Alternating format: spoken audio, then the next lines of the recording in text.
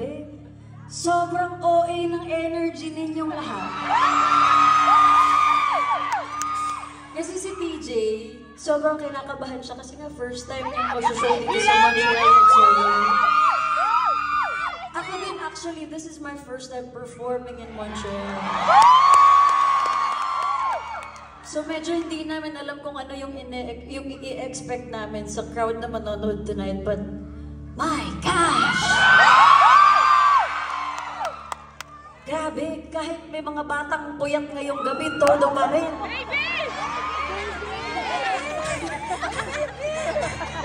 Sabi nung bata, hindi ko hiningi ito. Iwan nyo na lang ako sa bahay.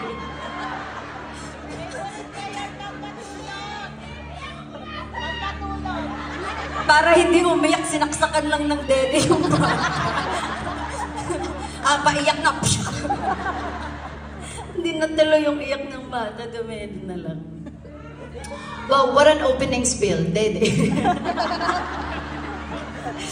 Sorry, oh my gosh, I am all over the place. We love you, Daisy. Uy, wala to, nasa malayo kasi well, normally, sa mga past gigs namin, what happens after Toyo is just a few more songs na puro high energy lang, party-party lang, pangbawi sa mga panakit sa inyo ni DJ. Yes! Kasi nabiktima kayong scam. Tonight, yeah. You bought tickets para saktan lang kayo. Yes! Pwede namang nanahimik na lang kayo sa bahay. Okay na kayo, nakapag-move on na kayo, but you decided to spend your hard-earned money just to be broken again.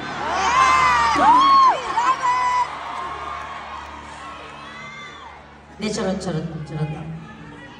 Okay lang po, okay lang. Gumastos kayo ng gumastos para kay TJ. Because his money is... Your money!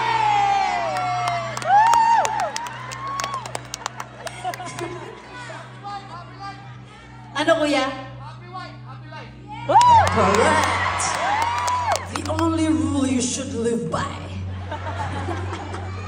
Hindi, charot lang. Pero yun na nga po, normally, puro mga high energy lang yung mga kinakanta ko dito sa aking short set. Kasi nga, puro mapanakit lang mga kinakanta na ito ni TJ, tapos may konti-konting kilig, tapos sasaktan ka naman. Ha? Tsaka mga pinapaasa daw. Yung pagkasigaw mo, may laman ha. Yung sinasabuhay mo yung sinasabi mong pinapaasa. Hello?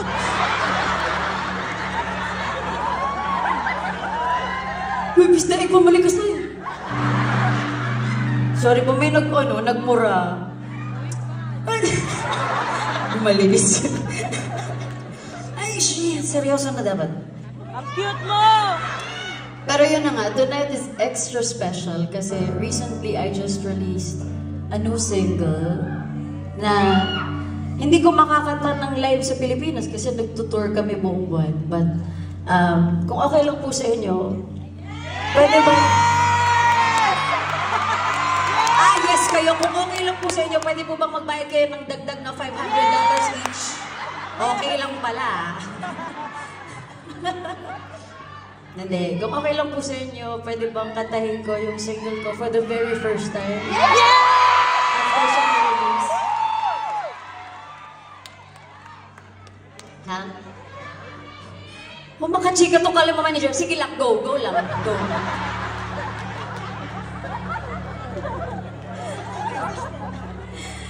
Pero seryoso na, this song is very special to me. Not because I wrote it, but not only because I wrote it, but the message is very special, especially na March is Women's Month. And I'd like to honor all the women tonight. All women. All women. Ano daw? Ginawa niya naman tong, pa-shout out. Hindi, pero seryoso na po. Itong buwan na to, we celebrate, not just simply celebrating women, but I hope na sana tayong lahat, especially those who don't identify as women, sana din i-acknowledge natin yung struggles na pinagdadaanan ng mga women every single day, just to be where they are, just to get to where they want to be. Because it's extra hard. Because okay lang bang magkwento ako ng sobrang... Kahit mahaba! Kahit mahaba pa. Don't test me. Okay, so like mga 3 years ago, di pala, mas malayong-malayo pa. When I was in high school, yung nanay ko decided na mag-enroll sa nursing school. She was already a registered midwife nung dalaga pa siya, because before I was born, before my sister was born. And then she became a clinical instructor. Like she had her entire future planned for her. And then she fell in love sa tatay ko. Tapos pinanganak ako, and then pinanganak yung sister ko. And so yung future na plano ng nanay ko, lahat yun, tinapon niya because she wanted to focus on being a mother. And fast forward to nung high school na ako, sabi niya, mag-i-enroll ulit ako, mag-aaral ulit ako, aabot ulit ako ng panibagong pangarap. And so, she decided to enroll sa nursing school. And then not even a year after nag-start yun, we found out she was pregnant with my brother. And so again, hindi niya ulit tinuloy yun.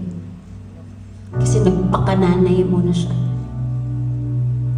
When my brother became 3, naging 3 years old na yung brother ko, sinubukan niyang tapusin. Natapos niya, and then she decided to take the nursing licensure exam for the very first time. But because she is a mother, reviewing for the exam wasn't her top priority. She took the exam, and sadly, she failed. Sobrang na-broken yung heart ng nanay ko. Kasi, ano bang maling ginawa ko sa buhay ko? Bakit hindi ko pwedeng abutin yung mga pangarap ko? She was so heartbroken that she decided na, hindi na, okay na ako. Hanggang dito na lang talaga ako. Hindi na ako pwedeng umabot pa ng ibang mga pangarap. Fast forward to 3 years ago, I was already the Casey na naririnig nyo now. May asawa na ako. Yung kapatid kong babae, may asawa na. Yung brother ko, na pinanganak nung high school ako, magka-college na. Tapos nag-decide yung mom ko na, why don't I take the NLE for the very last time? Not because she still wanted to practice nursing. Of course, yung nanay ko nagpapalpitate na kahit ma-excite lang ng konti. Baka mauna pa siyang ma-ER sa pasyente. But because she just wanted to fulfill her dream. For 6 months, she isolated herself sa kwarto nila ng tatay ko. She reviewed for the exam, and her only request was that we kept it a secret. She didn't want people to find out that she was taking the exam again because she didn't want to disappoint people. Kasi sinasabi nilang masyado na siyang matanda. That it was too late for her, that she did not have what it took anymore para mapasa yung exam na yun. And it broke my heart na naniniwala siya sa mga sinasabi na to ng mga tao sa kanya. At naniniwala siya sa mga sinasabi ng mundo na to para sa kanya.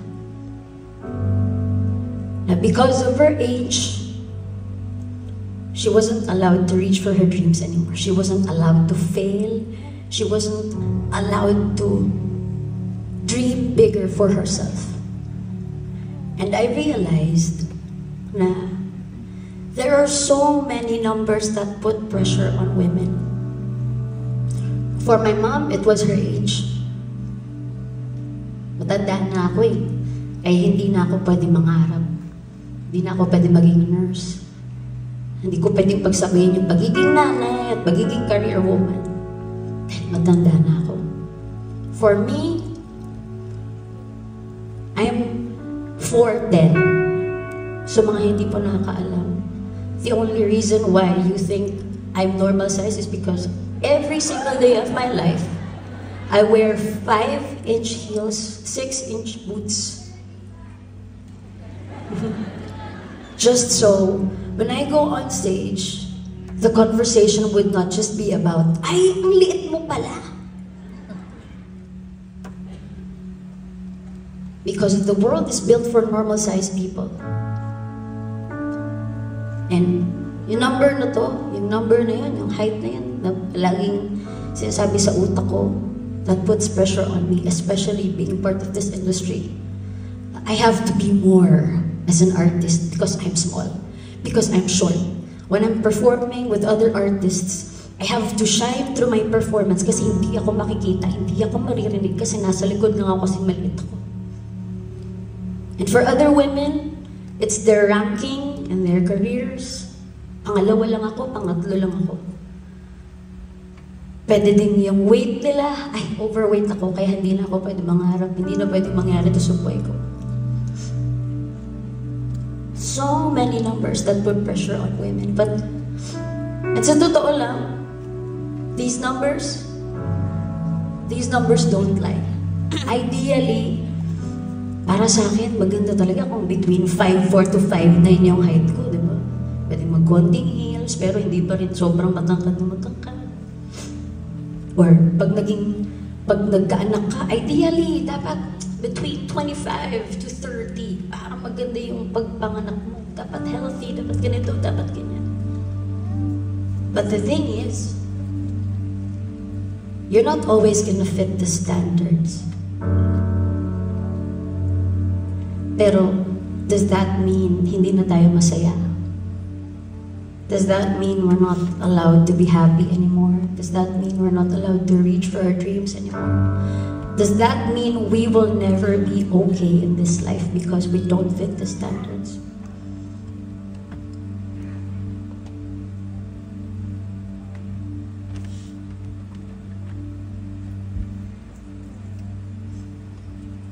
Yun yung kwento. Yun yung struggle. Yeah.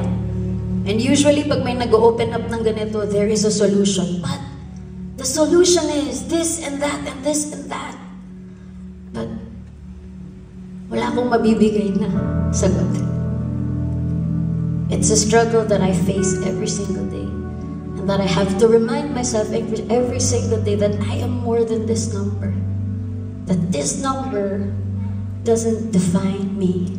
That this number, even though this number doesn't lie, and this number is factual, this is not the truth that I should believe. Yes. And so I wrote this song about that struggle. About the numbers that put pressure on women every single day of their lives, of our lives. And maglalagay po kami ng lyrics dito para mabasa niyo po. At masabayan niyo kung gusto niyo. And I hope you like it.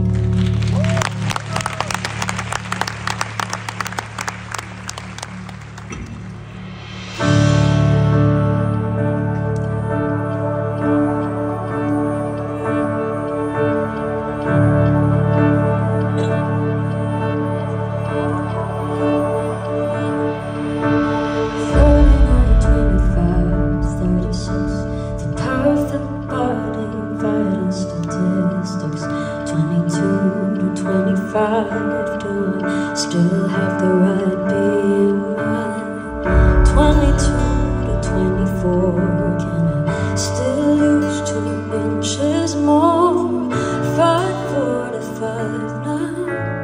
I'd do to reach that high. Oh, the numbers don't lie, but isn't the truth to believe? If I'm happy or if I'm rich or poor, if I'm moving or still, if I'm wise or a fool, if I'm doing my best, trying to get out of this mess, will I still be alright if the numbers don't lie?